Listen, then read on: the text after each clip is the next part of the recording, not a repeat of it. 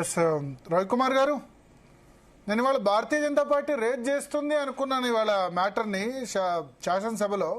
మరి రేజ్ చేయలేదు, ఓన్లీ మీరు కూడా ట్విట్టర్కే పరిమితమైనారు.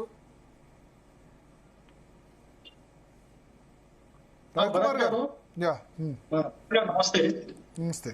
శాసనసభలో ఈ రోజు ఆ యొక్క అంశాన్ని లేవనెత్తలేదని చెప్తున్నారు. పాఠక్ గారు, మీరు కరెక్ట్ గా పెట్టుకోండి ఫోన్, ఏమంటారు, ఆటో రొటేషన్ పెట్టుకోండి. మిమ్మల్ని కాదు, యమునా పాఠక్ గారిని. Auto rotation Yamuna Pathak. అయితే నేను ఏమంటున్నా, భరత్ గారు ఈ యొక్క అంశాన్ని శాసనసభలో కాదు, సారీ చెప్పండి రవికుమార్ గారు. ఈ అంశాన్ని శాసనసభలో కాదు కానీ బయటికి తీసుకొచ్చి దానిపైన రెస్పాండ్ అయింది మాత్రం కేవలం బీజేపీ నాయకులే, కేవలం బీజేపీ పార్టీ మాత్రమే. బయటకు తీసుకొచ్చింది మీడియా, కానీ బయటకు తీసుకొచ్చింది మీడియా, కానీ దాన్ని ఖచ్చితంగా అసెంబ్లీలో ఈ రోజు కాకపోతే రేపు గాని ప్రస్తావించేది కూడా కేవలం బీజేపీ పార్టీయే. బీజేపీ పార్టీ తప్ప వేరే ఏ పార్టీ కూడా ప్రశ్నించే దమ్ము, ధైర్యము అంత అంత అంత అంత అవసరం వేరే పార్టీకి లేదన్నట్టుగానే ఉంటారు. అయితే ఈ జరిగినటువంటి ఇప్పుడు ఈ విధంగా జరుగుతున్నటువంటి యొక్క మొత్తం అంశాన్ని మనం దేశంలో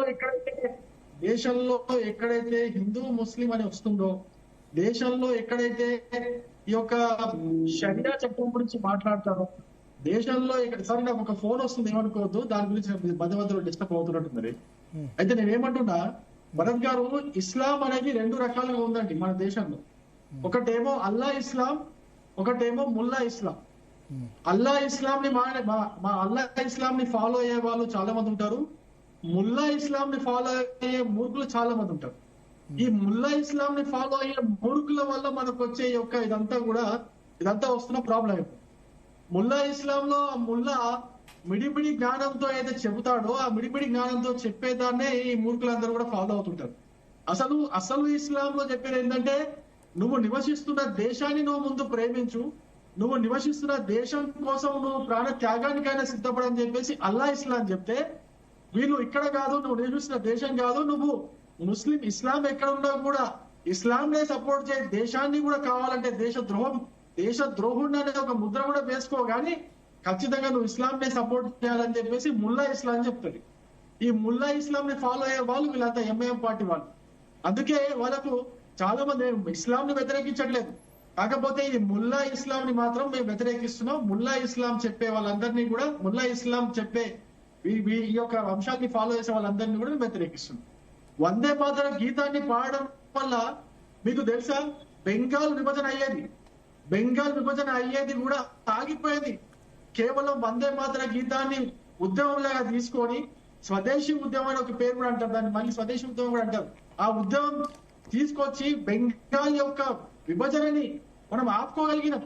ఏ విధంగా ఆపుకోగలిగినాం? అక్కడ హిందూ ముస్లింల ఐక్యతతో, హిందూ ముస్లింలు కలిసి బ్రిటిష్ పైన పోరాడడం వల్ల మనకు బెంగాల్ అనేది మొట్టమొదటి 1905లో విభజించకుండా మనం ఆపుకున్నాం. మన దగ్గర ఉన్నటువంటి ఐక్యమత్యం. దాని తర్వాత ఏం జరిగిందంటే, జిన్నా అనేవాడు వచ్చి కాంగ్రెస్, మీకు ఇదంతా వర్షన్ అంతా ఒకసారి మీరు చూడండి. జిన్నా ఎప్పుడైతే తన సొంత పార్టీ పెట్టుకొని పాకిస్తాన్ కావాలని అనుకున్నాడో, ఆ ఆలోచన రేకెత్తిచ్చిందే ఈ దేశంలో కాంగ్రెస్ పార్టీ. జిన్నాను తయారు చేసిందే కాంగ్రెస్ పార్టీ. జిన్నా వచ్చి అడిగాడు, కాంగ్రెస్ పార్టీలో నాకు గౌరవప్రదమైన పదవి కావాలని అడిగినప్పుడు, నీ వెనక ఏమున్నది, నీ వెనక ఎంతమంది ఉన్నారు, నీతో ఎవరు వస్తారని చెప్పేసి అడిగినప్పుడు, అప్పుడు జిన్నా ఆలోచన చేసి ఈ యొక్క ముస్లింలందరినీ కూడా ఒక గుంపుగా తయారు చేసుకొని పోయింది. ఆ విధంగా జిన్నా ఒక పార్టీని స్థాపించుకోగలిగినాడు. తద్వారా ఒక దేశాన్ని, ఒక ముగ్గురే తీసుకోగలిగినాడు. జిన్నాను తయారు చేసింది కూడా కాంగ్రెస్ పార్టీ. అదేవిధంగా ఈ ముల్లా ఇస్లాంను, ఈ ముల్లాలను, మౌల్వీలను ఎంకరేజ్ చేసేది కూడా కాంగ్రెస్ పార్టీ. ఈ యొక్క ముల్లాలు చెప్పేటువంటి విషయాలని ఖచ్చితంగా పాటించేది కూడా కాంగ్రెస్ పార్టీ. కాంగ్రెస్ పార్టీ యొక్క నాయకుల యొక్క మీరు అనేక సార్లు వాళ్ళ యొక్క వాదనలు మీరు చూడండి. ఇక్కడ మన తెలంగాణ రాష్ట్రంలో కూడా చూడండి. తెలంగాణ రాష్ట్రంలో ఒక అద్దంకి దయాకర్ ఎన్నిసార్లు ఉన్నాడంటే, నేను పాకిస్తాన్ ని ప్రేమిస్తా అని చెప్పేసి అన్నాడా లేదా? అదేవిధంగా నిన్నగాక మొన్న ఈ యొక్క రాష్ట్ర ముఖ్యమంత్రి జూబ్లీహిల్స్ ఎలక్షన్ లో ఏమన్నాడు? కాంగ్రెస్ పార్టీ అంటేనే ముస్లింలు అంటేనే కాంగ్రెస్ పార్టీ అన్నాడు. ఈ విధంగా ముస్లింలను ఈ దేశానికి వ్యతిరేకులుగా తయారు చేస్తుందే కాంగ్రెస్ పార్టీ. ముస్లింలను సంతుష్టీకరణ పేరుతో విభజిస్తుందే కాంగ్రెస్ పార్టీ. ముస్లింలను ఒక అతివాదులుగా, రాడికల్స్ గా ఉగ్రవాదులుగా తయారు చేస్తుందే ఈ యొక్క కాంగ్రెస్ పార్టీ. ఈ కాంగ్రెస్ పార్టీ వల్లనే ఈ దేశంలో హిందూ ముస్లిం సమస్య వస్తున్నది, విభజన వస్తున్నది. లేకపోతే అంతకుముందు మీరు 1905 ఉద్యమం చూడండి, బెంగాల్ ఉద్యమం చూడండి, హిందువులు ముస్లింలు కలిసి కట్టుగా కొట్లాడి బెంగాల్ విభజన ఆపుకున్నారు. దాని తర్వాత జరిగిన అంశాలు మీరు చెక్ చేస్తే ఖచ్చితంగా కాంగ్రెస్ యొక్క విభజన రావడానికి కారణం అనేది మనకు చాలా స్పష్టంగా తెలుస్తుంది. ఎప్పుడైతే కాంగ్రెస్ పార్టీ మహమ్మద్ అలీ జిన్నా మాకు పాకిస్తాన్ కావాలని చెప్పి అడిగినప్పుడు ఇదే కాంగ్రెస్ పార్టీ వ్యతిరేకించి ఉండింటే తను ఖచ్చితంగా పాకిస్తాన్ ని సపరేట్ తీసుకొని పోలేకపోయేవాడు. ఆయనకు అంత దమ్ము లేకుండింది. కేవలం కాంగ్రెస్ లో ఉన్నటువంటి కొంతమంది నాయకులు మేనే ప్రధానమంత్రి కావాలి, లేకపోతే నా ప్రధానమంత్రి పీఠానికి ఎక్కడ అడ్డం వస్తాడో అని చెప్పేసి ఒకే ఒక కారణంతో జిన్నాను ఎంకరేజ్ చేసి పాకిస్తాన్ ని సపరేట్ చేసిందే కానీ, లేకపోతే ఒకవేళ ప్రధానమంత్రి పదవి కోసం కాకుండా కేవలం ఈ దేశం కోసం, ఈ దేశం యొక్క ఐక్యత కోసం, ఈ దేశం యొక్క సంఘటితం కోసం ఆలోచన చేసి ఉండింటే జిన్నా పాకిస్తాన్ ఏర్పడేది కాదు, జిన్నా పాకిస్తాన్ తీసుకొని పోయేవాడే కాదు. కేవలం నాకు ప్రధానమంత్రిగా కావాలనే ఒకే ఒక ఆశతో జిన్నాను తయారు చేసి జిన్నాను అధ్యక్షుడు, వేరే విషయం లేదు. అందుకే నేను స్థూలంగా చెప్పొచ్చేది ఏంటంటే భరత్ గారు, ఈ దేశంలో ఈ యొక్క హిందూ ముస్లిం చేసిందే కాంగ్రెస్ పార్టీ, హిందూ ముస్లిం విభజన తీసుకొచ్చిందే కాంగ్రెస్ పార్టీ, ఇప్పటికీ కూడా హిందూ ముస్లిం చేస్తున్నదే కాంగ్రెస్ పార్టీ. ప్రియాంక గాంధీకి ఎంత ధైర్యం ఉండాలండి? పార్లమెంట్ లో పాలస్తీనా జెండాతో కూడిన బ్యాగ్ వేసుకొని వస్తారు. అటువంటి చర్య చేయడం వల్ల ఈ యొక్క దేశంలో ఉన్నటువంటి ముస్లింలను ఈ దేశ వ్యతిరేకులుగా తయారు చేసినట్టు కాదా? ఇదే ఎంఐఎం అసదుద్దీన్ ఓవైసీ జై పాలస్తీన్ అంటాడు, భారత్ మాతకి జై అన్నాడు. ఇదే పార్లమెంట్ లో జై పాలస్తీన్ అన్నాడు కానీ భారత్ మాతకి జై అనలేదు. దాన్ని తయారు చేసింది ఎవరు, సమర్థించింది ఎవరు? కాంగ్రెస్ పార్టీ కాదా? ఇదే ఇప్పుడు ఇరాన్ లో జరుగుతున్నటువంటి ఈ యొక్క యుద్ధం, ఇరాన్ పైన జరుగుతున్నటువంటి యుద్ధం పైన సోనియా గాంధీ స్పందిస్తారు. ఇరాన్ అధ్యక్షుడిని చంపితే భారతదేశం ఎందుకు మాట్లాడలేదు, ప్రధానమంత్రి ఎందుకు మాట్లాడలేదు అని చెప్పి సోనియా గాంధీ స్పందిస్తుంది. కానీ వేరే అంశాలపైన సోనియా గాంధీ ఎప్పుడైనా స్పందించినట్టు ఈ మధ్యలో ఒక్కసారి ఆలోచించండి. మనకు ఒకటే తెలుస్తున్నది, ఈ దేశంలో కాంగ్రెస్ పార్టీ తప్ప, ఈ దేశంలో ఉన్నటువంటి అనేక సమస్యలకు కాంగ్రెస్ పార్టీ తప్ప వేరే ఏ పార్టీ బాధ్యతలుగా చేయాల్సిన అవసరం లేదు. కేవలం కాంగ్రెస్ పార్టీ ఈ దేశంలో నుంచి పోతే తప్ప ఈ దేశం బాగుపడుతుంది. అంతేకాదు ఈ దేశంలో ఉన్నటువంటి అనేక మంది దేశభక్తులైనటువంటి ముస్లింలు వాళ్ళు ఏదైతే అవమానాలకు గురవుతున్నారు, దేశంలో ఉన్నటువంటి దేశభక్తులైనటువంటి ముస్లింలు చాలా అవమానాలకు గురవుతున్నారు. ఎవరి వల్ల?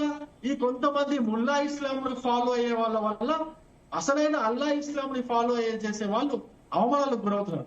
ఈ కాంగ్రెస్ పార్టీ వాళ్ళని వెనకేసుకొని రావడం, వాళ్ళకి సంతుష్టీకరణ చేయడం, వాళ్ళ ఓట్ల కోసం వాళ్ళు ఏం చేసినా కూడా వాళ్ళకి సమర్థించడం వల్ల ఇప్పుడు ఉన్నటువంటి దేశభక్తులైనటువంటి ముస్లింలు కూడా ఇబ్బంది పడుతున్నారు. భరత్ గారు చాలా ఇబ్బంది పడుతున్నారు. లేకపోతే దేశం ఇప్పటికి బాగుపడేది. మీరు చూడండి, ఇదే ఇరాన్ మరి ఇస్లాం దేశం అయి ఉండి కూడా ఇదే ఇరాన్ ఇస్లాం దేశాలైనటువంటి దుబాయ్, ఖతార్, అబుదాబి లాంటి దేశాల పైన దాడి చేయట్లేదా? అక్కడ ప్రజల్ని చంపట్లేదా? అమెరికా స్థావరాల పేరుతో ఆ దేశాల యొక్క సార్వభౌమత్వాన్ని వీళ్ళు ప్రశ్నించట్లేదా? వాటిపైన దాడి చేయట్లేదా? దానికి మరి వీళ్ళు ఎందుకు మాట్లాడరు? ఇరాన్ మీద ఎందుకు వ్యతిరేకించరు? ఒక ఇరాన్ అనే ఒక ముస్లిం దేశము, దుబాయ్, సౌదీ అనేటువంటి ముస్లిం దేశాల పైన దాడి చేస్తున్నప్పుడు మరి ఇదే మతోన్మాదులు, ఇదే కాంగ్రెస్ పార్టీ వాళ్ళు ఎందుకు ప్రశ్నించారు, ఎందుకు మాట్లాడారు? ఒకసారి ఆలోచించండి. మీరు అన్నట్టుగా ఇంత ముందు ఆఫ్ఘనిస్తాన్ లో దాడి చేసి 100-150 మంది 600 మందిని చంపితే మరి దాని గురించి ఎందుకు మాట్లాడరు వీళ్ళు? అందుకే చెప్తున్నాను, ఈ దేశంలో వీటన్నిటికీ కారణం, దేశంలో ఉగ్రవాదం తయారవడానికి కారణం కూడా కాంగ్రెస్ పార్టీ. భరత్ గారు, ఎప్పుడైతే ఉగ్రవాదం కాశ్మీర్ లో చొరబడిందో అప్పుడు కాంగ్రెస్ పార్టీ అధికారంలో ఉండి ఉగ్రవాదాన్ని ఉక్కు పాదంతో అణచివేసి ఉండింటే ఇప్పుడు కాశ్మీర్ లో ఉన్నటువంటి పండితులు అక్కడే ఉండేవాళ్ళు. కాశ్మీర్ లో పండితులు పలాయనించి తెగించే వాళ్ళు కాదు, కాశ్మీర్ లో పండితులు బతికేవాళ్ళు. నిన్న మొన్న జరిగినటువంటి అనేక ఉగ్రదాడులు జరిగేవే కాదు, యూపీఓ హయాంలో జరిగినటువంటి అనేక బాంబు దాడులు జరిగేవే కాదు. అటన్నిటికీ కూడా కారణం కాంగ్రెస్ పార్టీ. భరత్ గారు ఖచ్చితంగా చెప్పగలుగుతున్నారు కాంగ్రెస్ పార్టీ. యమునా పాఠక్ గారు ఏమంటారు? ఏమంటారు? ఒక్క నిమిషం.